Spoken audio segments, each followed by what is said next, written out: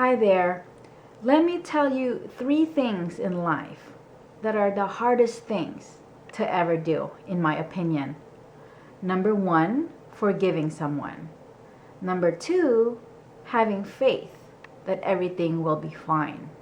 And number 3, being genuinely happy for someone when good things happen to them. And let me tell you why these 3 things are so hard. It's just because they're so backwards.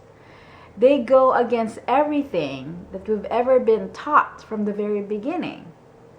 For example, with forgiving someone, it requires us to set our pain aside and our anger and our feelings and shift the focus towards the person who has hurt us and try to understand them and have compassion towards them.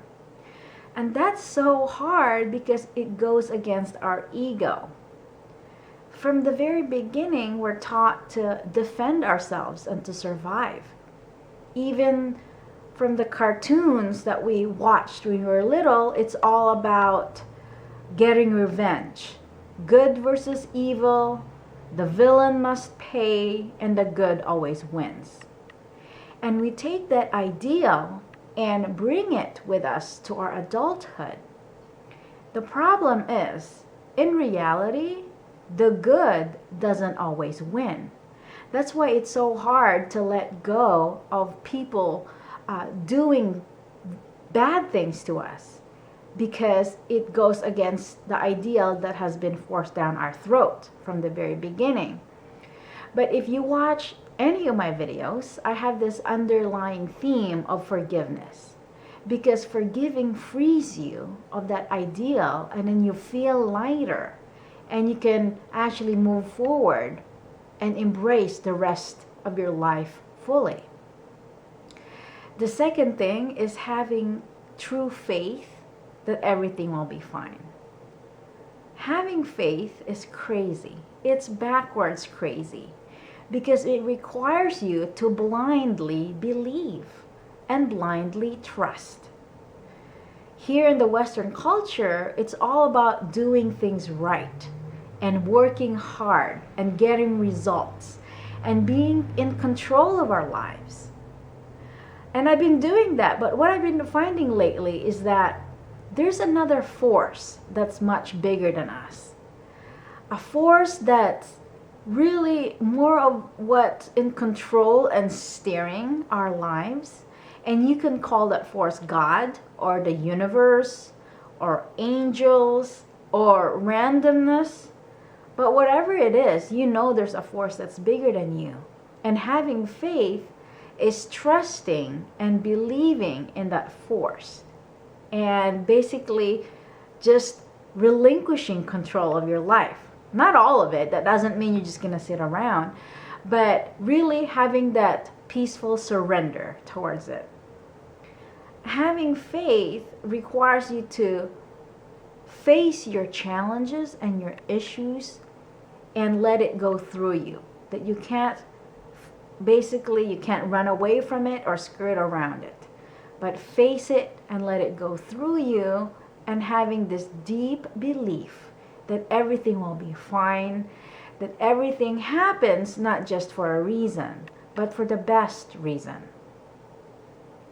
The third thing is being genuinely happy for someone when good things happen to them. And this is hard too, because it requires you to basically set your feelings aside. If you just can't seem to catch a break, or things just didn't turn out the way you hope it will in your life, and then it's just so hard to be happy for people when good things happen to them, because you get frustrated and jealous, especially if you think you've worked harder, or you're more skilled, or you're better looking, or whatever it is. And then you turn around and somebody gets the blessings, the dream marriage, the dream job, the dream home, the dream kids, or whatever it is. But being genuinely happy for them requires you to set all that aside and focus on the person and walk in their shoes and say, you know what, they fought their own challenges and they deserve this blessing. Or even if they didn't deserve this blessing, you still have to rejoice because blessings still happen in the world. And it just didn't happen to you this time. But you still need to rejoice and be happy. These three things have an underlying theme. There's underlying thread that makes them all similar. It requires courage to go against everything that we've ever been taught. And courage is so amazing because it's not inherited.